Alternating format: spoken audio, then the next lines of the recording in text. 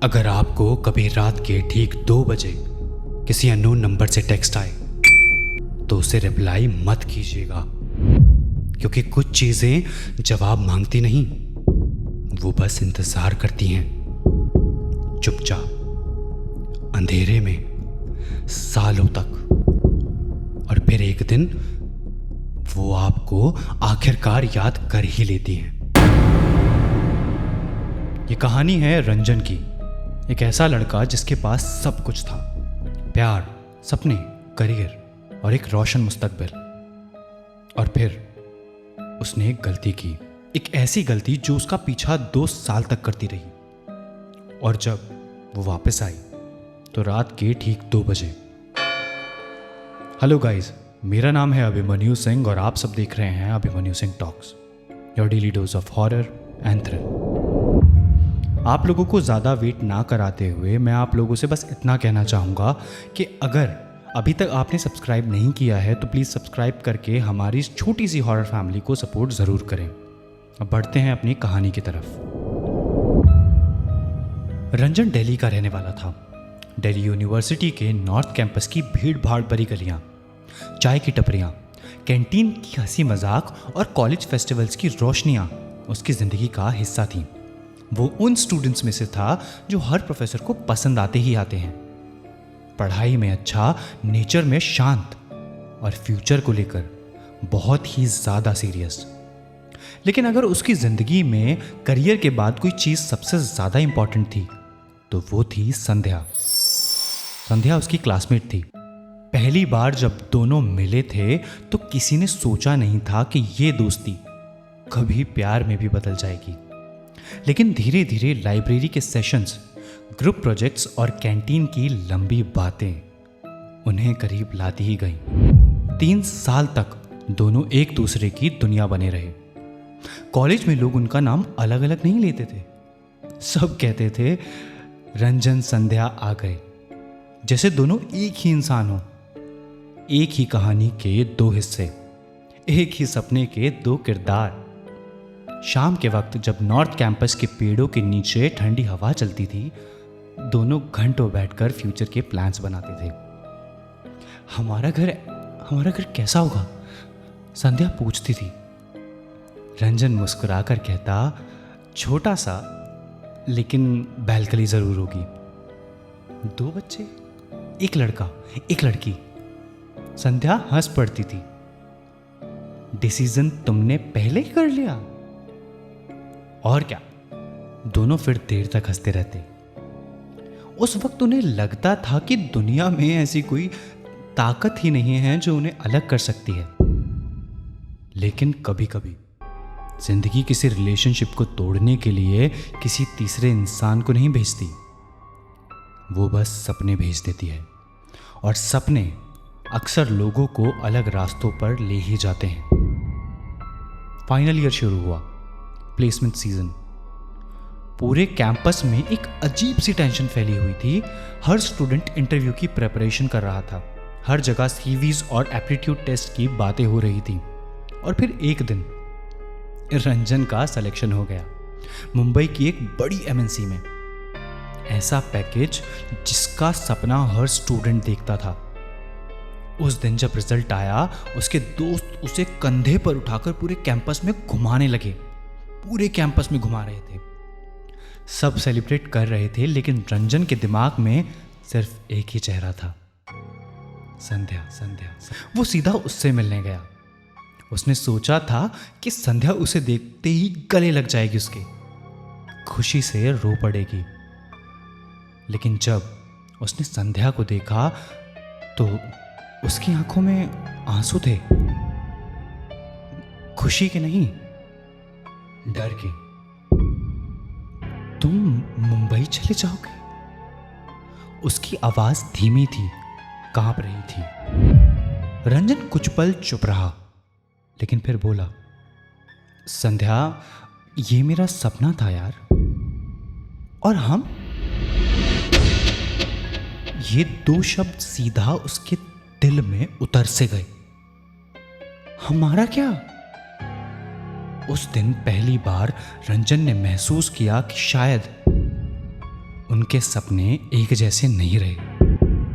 अगले कुछ हफ्तों में सब बदल गया। जो बातें पहले हंसी खुशी में खत्म हो जाती थीं, अब झगड़ों में बदलने लगी। संध्या चाहती थी कि रंजन दिल्ली में ही कोई जॉब ढूंढ ले। रंजन चाहता था कि वो मुंबई जाए। दोनों अपनी जगह गलत नहीं थे, लेकिन दोनों एक दूसरे को समझ भी नहीं पा रहे थे। एक शाम कैंटीन के बाहर तेज हवा चल रही थी, बादल घिरे हुए थे। संध्या ने कहा, तुम्हें मुझसे ज्यादा अपना करियर प्यारा है? रंजन बोला, ऐसा नहीं है। संध्या बोली, फिर रुक जाओ ना प्लीज। रंजन चुप हो गया, क्योंकि वो जानता था वो रुक सकता ही नहीं था। संध्या की आंखों में उसने कुछ देखा। गुस्सा नहीं, वही डर, जैसे कोई अपनी पूरी दुनिया को धीरे धीरे टूटते हुए देख रहा हो। उस रात रंजन बहुत देर तक सो नहीं पाया, लेकिन असली डर तो अभी शुरू भी नहीं हुआ था। झगड़े बढ़ गए थे, कॉल्स और ज्यादा कम हो गई थी, मैसेजेस तो ना के बराबर।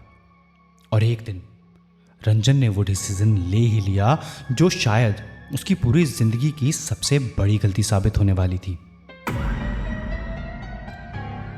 उसने एक टेक्स्ट भेजा, एक सिंपल टेक्स्ट, लेकिन कुछ मैसेजेस सिर्फ मैसेजेस नहीं होते, वो जिंदगियां बदल देते हैं। आई बिलीव आप लोगों ने भी ऐसा कभी ना कभी महसूस किया ही होगा कि कभी कभी शायद कोई हथियार हमें इतनी चोट ना पहुंचा पाए, लेकिन शब्द यानी वर्ड्स हमें ऐसा घाव दे जाते हैं जो भरे नहीं भरता, क्योंकि वो बॉडी पर नहीं बल्कि सीधा हमारी आत्मा पर किया होता है। और मैंने ऐसा क्यों कहा है ये आपको इस कहानी में कुछ ही देर में पता चल जाएगा। वो टेक्स्ट था, संध्या, मुझे लगता है हम दोनों अलग रास्ते पे हैं। मैं मुंबई जा रहा हूँ, प्लीज़ मुझे माफ़ कर देना, लेकिन मैं ये रिश्ता यहीं ख़त्म करना चाहता हूँ। Goodbye, goodbye. Message भेजने के बाद वो बहुत देर तक स्क्रीन देखता रहा। टाइपिंग टाइपिंग टाइपिंग, लेकिन उधर से कुछ मैसेज नहीं आया, कोई रिप्लाई नहीं आया। 1 घंटा, 2 घंटा, 1 दिन, 2 दिन, 1 हफ्ता, कुछ भी नहीं, बस सन्नाटा। और धीरे धीरे रंजन ने खुद को समझा लिया कि शायद यही बेहतर था। 2 हफ्ते बाद, तारीख थी 2 मई, वो मुंबई के लिए निकल गया। ट्रेन के शीशे से बाहर देखते हुए उसने एक बार दिल्ली को पीछे छूटते हुए देखा और फिर नजर हटा ली, जैसे कुछ था ही नहीं, जैसे संध्या उसकी जिंदगी का कभी कोई हिस्सा ही नहीं थी। लेकिन कुछ यादें ऐसी होती हैं जो छोड़ने से भी नहीं छूटती। अब 2 साल बीत गए। मुंबई ने रंजन को पूरा का पूरा बदल दिया था। एक अच्छी जॉब, अच्छी सैलरी, अपना अपार्टमेंट, और फिर रितिका, उसके ऑफिस की कलीग, समझदार, प्यारी, शांत। उन्होंने शादी कर ली थी। 7 महीने बीत गए थे और अब रितिका प्रेग्नेंट भी थी। घर में एक नई जिंदगी आने वाली थी और रंजन को लगता था कि उसने फाइनली अपना पास्ट पीछे छोड़ ही दिया है। लेकिन कुछ पास्ट कभी पीछे छूटते ही नहीं, वो बस इंतजार करते हैं सही वक्त का। उस रात मुंबई में बारिश हो रही थी। खिड़की के शीशे पर पानी की बूंदें लगातार टकरा रही थीं। अपार्टमेंट में सिर्फ एसी की हल्की सी आवाज आ रही थी। रितिका गहरी नींद में सो ही रही थी और रंजन भी। तभी उसका फोन वाइब्रेट हुआ। रंजन ने आंखें खोली। रूम में पूरा अंधेरा था। घड़ी की हल्की रोशनी में टाइम दिख रहा था। 2 बज रहे थे। उसने अपना फोन उठाया। अननोन नंबर, एक मैसेज, सिर्फ 3 शब्द, मिस किया मुझे? रंजन ने कुछ पल तक स्क्रीन को देखा। ना जाने क्यों उसकी बॉडी में अब रोंगटे खड़े हो गए थे। उसके दिमाग ने तुरंत सोचा, शायद कोई रॉन्ग नंबर होगा, किसी का प्रैंक, किसी ड्रंक इंसान का रैंडम मैसेज में भी। उसने फ़ोन लॉक किया, साइड टेबल पर रख दिया और दोबारा सो गया। लेकिन उसे बिल्कुल अंदाज़ा नहीं था कि ये 3 शब्द उसकी पूरी जिंदगी बर्बाद करने वाले थे।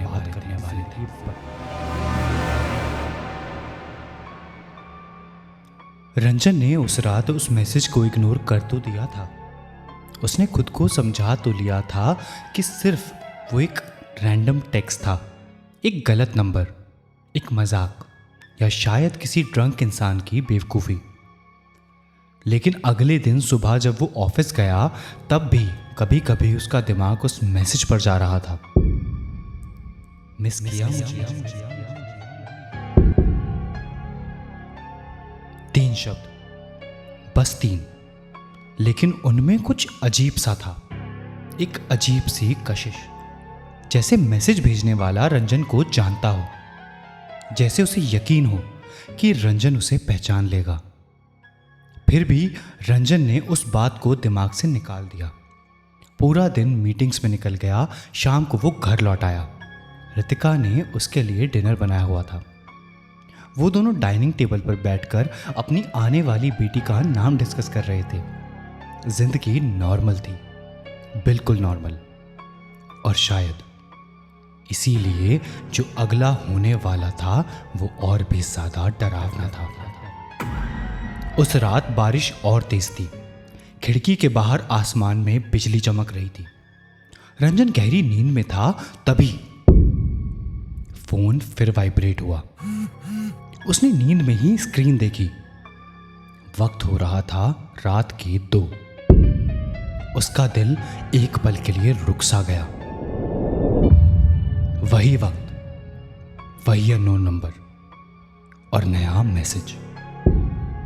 तुम जानते हो मैं कौन हूं। इस बार रंजन की नींद पूरी तरह उड़ गई। वो बेड पर सीधा बैठ गया। रितिका उसके पास आराम से सो ही रही थी।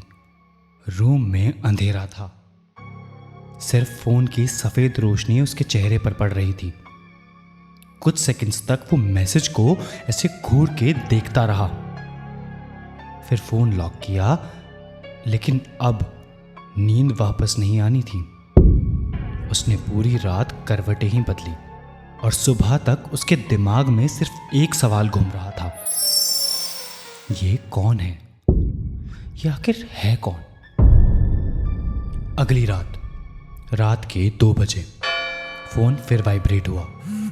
जैसे किसी ने अलार्म सेट कर रखा हो, जैसे मैसेज भेजने वाले को 1 सेकंड का भी फर्क मंजूर ना हो। इस बार रंजन ने फोन उठाया। अननोन नंबर, उसी का मैसेज था। अब तो रिप्लाई कर दो। उसने कुछ पल सोचा, फिर टाइप किया, कौन हो तुम? मैसेज भेजते ही उसका दिल तेजी से धड़कने लगा और रिप्लाई आने में सिर्फ 2 सेकंड लगे। अभी नहीं बताऊंगी। रंजन की रीढ़ की हड्डी में ठंडी सी लहर दौड़ गई। पहले ये बताओ, दूसरा मैसेज आया, तुम खुश हो अपनी नई जिंदगी में? रंजन ने भौहें सिकोड़ ली। ये सवाल अजीब था, बहुत पर्सनल, बहुत स्पेसिफिक, और सबसे बड़ी बात, ये किसी ऐसे इंसान का सवाल लग रहा था जो उसके बारे में पहले से जानता था। उसने रिप्लाई नहीं किया, लेकिन उस रात वो काफ़ी देर तक स्क्रीन को देखता रहा, एकटक, जैसे उसे उम्मीद हो कि दूसरी तरफ वाला कुछ और भी बोलेगा, कुछ रिवील करेगा। लेकिन कोई मैसेज नहीं आया, सिर्फ सन्नाटा और बाहर गिरती बारिश की आवाज़। अगले कुछ हफ्तों में ये सिलसिला रूटीन सा बन गया था। हर रात के 2 बजे, ठीक रात के 2 बजे एक मैसेज, कभी छोटा तो कभी लंबा, कभी मजाकिया, कभी इतना पर्सनल कि रंजन को अजीब लगने लगा। धीरे धीरे उसने इन मैसेजेस का इंतज़ार करना शुरू कर दिया। वो खुद नहीं समझ पा रहा था कि क्यों, लेकिन हर रात 2 बजे से पहले उसकी नज़र फ़ोन पर होती, जैसे कोई आदत सी बन गई हो, जैसे कोई पुराना रिश्ता फिर से जिंदा हो रहा हो। एक रात मैसेज आया, तुम अभी भी कॉफ़ी में 2 शुगर डालते हो? रंजन फ्रीज हो गया था। ये बात बहुत ही कम लोग जानते थे। उसने टाइप किया, तुम मुझे कैसे जानती हो? रिप्लाई नहीं आया। पूरी रात। अगली रात, आज तुम बहुत थके हुए लग रहे थे। रंजन शॉक था। तुम मुझे देख रही हो? कोई जवाब नहीं उधर से, सिर्फ साइलेंस। लेकिन अब क्यूरियोसिटी डर में बदलने लगी थी, और डर ऑब्सेसिव क्यूरियोसिटी। फिर एक रात कुछ ऐसा हुआ जिसने पहली बार रंजन को सच में डरा दिया। उस दिन ऑफिस में उसने ब्लू शर्ट पहनी थी, एक शर्ट जो उसे खुद भी पसंद नहीं थी। मीटिंग के बाद जब वो घर आया, उसने शर्ट बदल दी और बात भूल गया। रात हुई, 2 बजे। फोन वाइब्रेट हुआ। मैसेज, तुम्हारे ऑफिस में वो ब्लू शर्ट बहुत अजीब लग रही थी, वो मत पहना करो। रंजन का गला सूख गया। उसको काटो तो खून नहीं। उसने स्क्रीन को दोबारा पढ़ा, फिर तीसरी बार। उसके हाथ ठंडे पड़ने लगे, क्योंकि उस दिन उसने वही टी शर्ट पहनी थी और उसके बारे में किसी से बात भी नहीं की थी। उसने तुरंत टाइप किया, तुम्हें कैसे पता मैंने क्या पहना था? Message delivered, seen. लेकिन जवाब नहीं आया। 1 मिनट, 2 मिनट, 10 मिनट, 1 घंटा, पूरी रात कोई जवाब नहीं। और उस रात पहली बार रंजन ने अपने अपार्टमेंट की बैल्कनी से बाहर देखना शुरू किया, जैसे उसे लग रहा हो कि कोई उसे देख रहा है शायद कहीं से तो अंधेरे से। अगली सुबह ऑफिस में भी वो नॉर्मल नहीं था। हर बार जब भी कोई कलीग उसकी तरफ देखता, उसे लगता शायद ये वही इंसान है। लिफ्ट में खड़ा कोई आदमी, रिसेप्शन पर बैठी कोई लड़की, कॉफी मशीन के पास खड़ा कोई एम्प्लॉय, हर चेहरा उसे सस्पिशियस लगने लगा। लेकिन किसी के पास रंजन के सवालों का जवाब नहीं था। 1 हफ्ते बाद एक और मैसेज, और इस बार उसने रंजन के अंदर की जमीन हिला डाली। कल रेड टाई मत पहनना प्लीज। रंजन ने मैसेज पढ़कर हंसी उड़ा दी। उसने सोचा कि कोइंसिडेंस होगा, लेकिन फिर उसे याद आया, उसने शाम को वार्डरोब खोलकर एक रेड टाई अलग रखी थी कल मीटिंग के लिए। और ये बात रितिका को भी नहीं पता थी, किसी को भी नहीं। उस रात वो लगभग सो ही नहीं पाया। उसके दिमाग में सिर्फ एक सवाल था, ये मुझे देख कौन रहा है आखिर? लेकिन असली डर अभी शुरू भी नहीं हुआ था।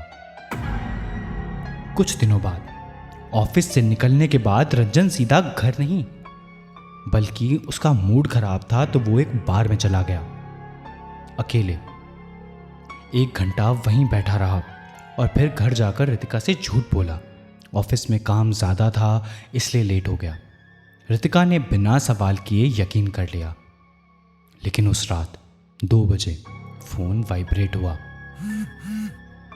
आज तुमने अपनी बीवी से झूठ बोला ना? रंजन का खून जैसे जम गया। अगला मैसेज तुरंत आया, सच में तुम कहाँ थे? उसकी उंगलियों से फोन लगभग गिर गया। रूम का टेम्परेचर जैसे मानो अचानक से कम हो गया। एसी बंद था, फिर भी उसे ठंड लगने लगी। उसने कैपिटल लेटर्स में टाइप किया, कौन हो तुम? रिप्लाई तुरंत, डर लग रहा है। रंजन ने रिप्लाई किया, प्लीज बताओ तुम कौन हो, मुझे डर लग रहा है। स्क्रीन पर कुछ सेकंड्स टाइपिंग दिखती रही, फिर मैसेज आया, डर मुझसे? रंजन, मैं तो बस तुम्हारे पास हूं हमेशा से। रंजन का दिल इतनी जोर से धड़क रहा था कि उसे लग रहा था रितिका उठ जाएगी उसके दिल की आवाज़ सुन के। उसने पूरे घर की लाइट्स ऑन कर दी, living room, kitchen, balcony, guest room, सब जगह, लेकिन वहां कोई नहीं था, कोई भी नहीं।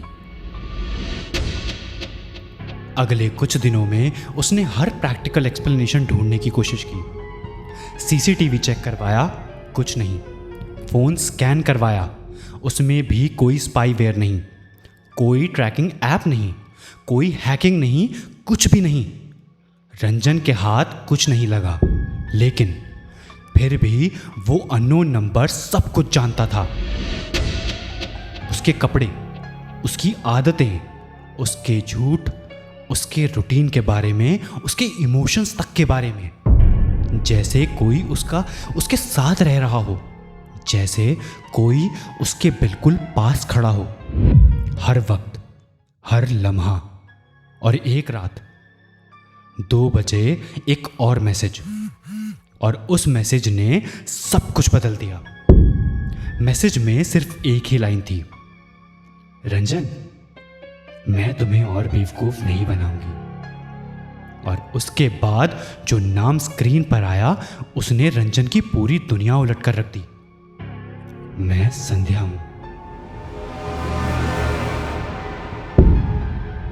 स्क्रीन पर लिखे हुए ये 3 शब्द देखते ही रंजन के हाथ से फोन लगभग छूट सा गया। उसका गला सूख गया, सांस भारी हो गई, और कुछ पल के लिए तो उसे ऐसा लगा जैसे पूरे कमरे की हवा गायब हो गई हो। संध्या, वो नाम जिसे उसने 2 साल से अपने दिमाग के सबसे अंधेरे कोने में दफन करके रखा हुआ था। वो नाम जिसे उसने कभी दोबारा याद करना नहीं चाहा। वो नाम जो कभी उसकी पूरी दुनिया हुआ करता था, और अब वही नाम रात के 2 बजे उसकी स्क्रीन पर चमक रहा था। उसने तुरंत टाइप किया, संध्या, सच में तुम हो? कुछ सेकंड्स तक टाइपिंग दिखी, फिर मैसेज आया, तुम मुझे भूल गए थे? रंजन के दिल में एक अजीब सी चुभन हुई, गिल्ट, पछतावा, और वही डर जो उसने संध्या की आंखों में देखा था कभी। लेकिन अब ये तीनों चीज एक साथ हुई। उस रात वो सो नहीं पाया। बार बार पुरानी यादें उसके दिमाग में लौटने लगी। नॉर्थ कैंपस, वो कैंटीन, वो पहली बार हाथ पकड़ना, वो सपने, वो वादे, और फिर वो ब्रेकअप मैसेज जिसका जवाब कभी आया ही नहीं था। अगले कुछ हफ्तों में मैसेज और पर्सनल होते गए। याद है हम पहली बार लाइब्रेरी के बाहर मिले थे? याद है हम कॉफी गिराकर कितने एम्बैरस हो गए थे?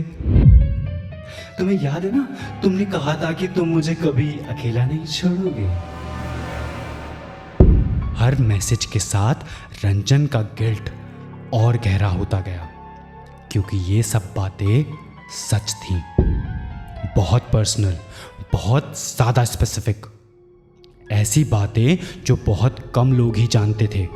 और जितना ज़्यादा वो बात करता था, उतना ही ज़्यादा उसे लगता कि शायद ये वाकई संध्या है। लेकिन एक सवाल उसके अंदर से उसे खाए जा रहा था, अगर संध्या है तो इतने सालों बाद क्यों?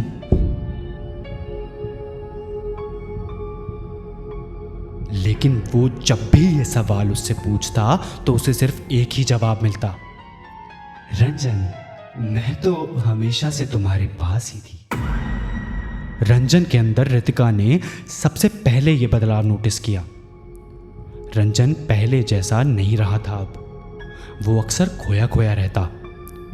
डिनर के दौरान चुप, ऑफिस जाते वक्त चुप, रात को बार बार फोन चेक करता पागलों की तरह। कई बार नींद से उठकर बैल्कनी में चला जाता और इधर उधर देखता रहता। एक शाम रितिका ने उसका हाथ पकड़ लिया। रंजन, बोलो, सब ठीक है ना? हाँ ठीक है। क्या हुआ? तुम झूठ बोल रहे हो। रंजन ने नजर चुरा ली। रितिका ने धीरे से कहा, तुम पिछले कुछ हफ्तों से बदल से गए हो। और उस पल रंजन के अंदर कुछ टूटने लगा। वो रितिका को सच बताना चाहता था, लेकिन कैसे, किस मुंह से? कैसे बताता कि हर रात एक अननोन नंबर उसे मैसेज करता है और कहता है कि वो उसकी पुरानी गर्लफ्रेंड है, और यहां तक कि उसे खुद भी यकीन नहीं था इस बात पे। समय के साथ मैसेज पॉजेसिव होने लगे। अगर तुम मुंबई नहीं आते तो हम आज भी साथ होते, पता है रंजन? रितिका ने तुम्हें मुझसे छीन लिया। तुमने मुझे इतनी आसानी से कैसे छोड़ दिया? तुम कैसे भूल गए मुझे? क्या तुम्हें मेरा साथ याद नहीं आता? ये मैसेजेस पढ़ते वक्त रंजन के अंदर गिल्ट और नॉस्टैल्जिया का जहर धीरे धीरे घुलता रहता। उसका दिमाग धीरे धीरे दो हिस्सों में बंटने लग गया था। एक हिस्सा जो रितिका और उसके आने वाले बच्चे से प्यार करता था, और दूसरा जो पिछले 2 सालों से दबा हुआ था, जो संध्या को भूल नहीं पाया था, जो खुद को माफ नहीं कर पाया था। और फिर एक रात सब कुछ बदल गया। रितिका की डिलीवरी डेट करीब थी। हॉस्पिटल विजिट्स बढ़ गईं। घर में बच्चे के कपड़े आने लग गए थे, गेस्ट आने लग गए थे। छोटी सी पिंक ब्लैंकेट, नन्हे शूज और एक छोटा सा टेडी बेयर। जिंदगी एक नए चैप्टर के लिए तैयार हो ही रही थी। लेकिन उस रात 2 बजे फोन फिर वाइब्रेट हुआ। मैसेज, तुम्हें पता है हम फिर साथ हो सकते हैं।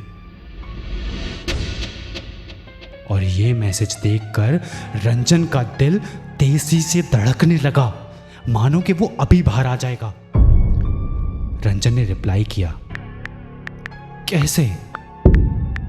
कुछ सेकंड्स बाद जवाब आया,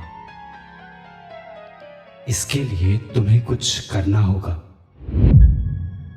रंजन ने रिप्लाई किया, क्या? स्क्रीन पर टाइपिंग दिखने लगी। फिर, तुम्हें रितिका और उसके बच्चे से आजाद होना होगा।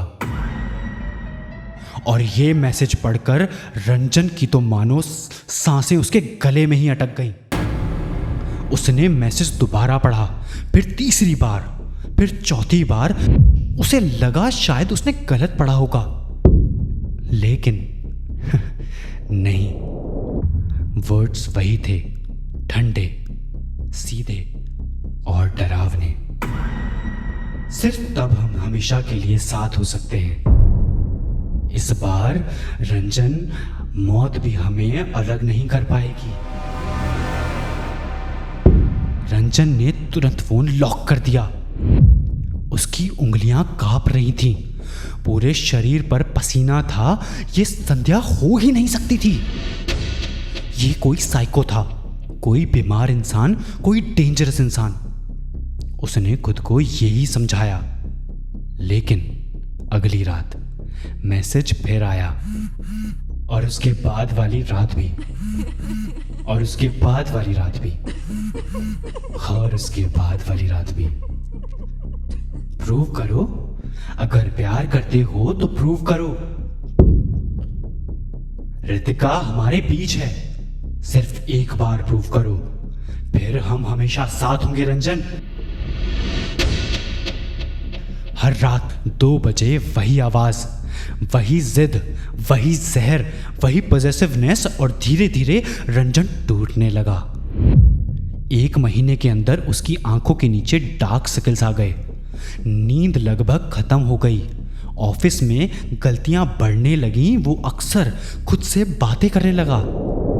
कभी कभी उसे लगता कि संध्या बिल्कुल उसके पास ही खड़ी है, कभी लगता कि किसी ने उसका नाम उसके कान के पास से फुसफुसाया है।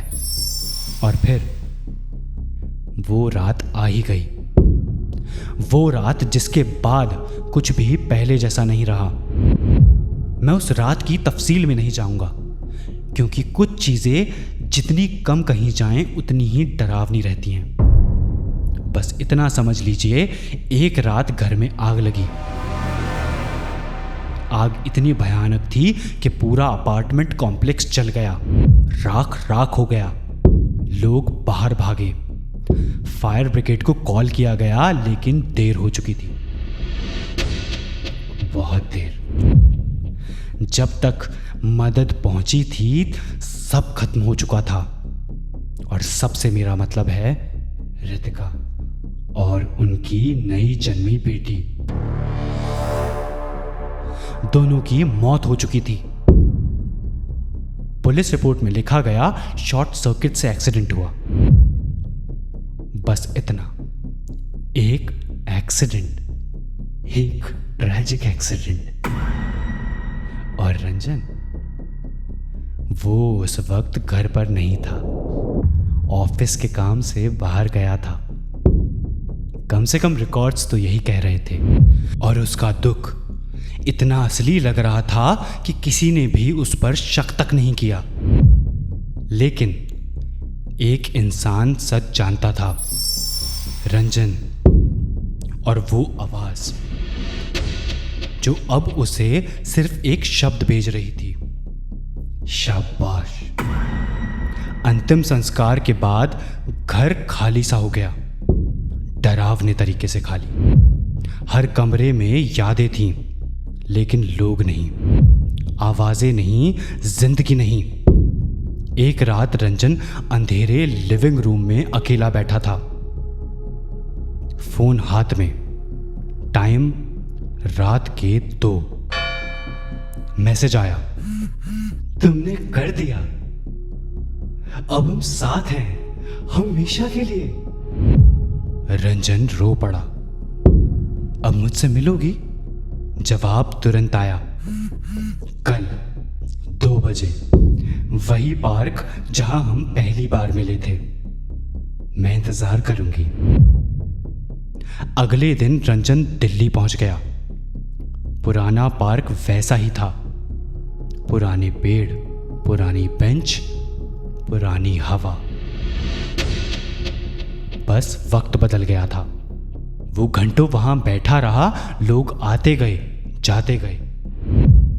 वक्त बीतता गया और शाम होने लगी, लेकिन संध्या नहीं आई, कभी नहीं।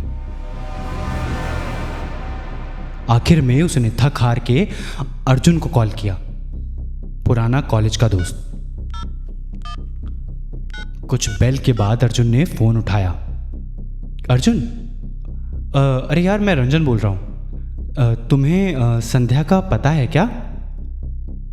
और ये बात सुनकर फोन के दूसरी तरफ सन्नाटा सा छा गया, अजीब, भूजिल।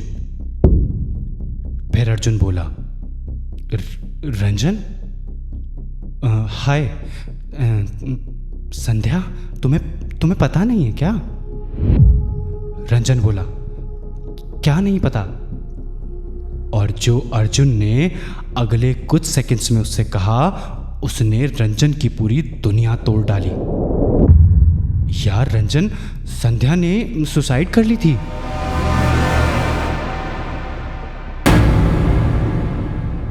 और ये बात सुनकर रंजन का खून जैसे जम गया। क्या? हाँ, तुम्हारे मुंबई जाने के अगले ही दिन। नहीं, ये नहीं हो सकता, ये झूठ है। मैं उससे बात कर रहा हूं यार, पिछले कई महीनों से। और अर्जुन ये बातें सुनकर चुप रहा, फिर धीरे से बोला, रंजन यार, तू मान चाहे मत मान, लेकिन उसने ठीक रात के 2 बजे अपनी जान दे दी थी।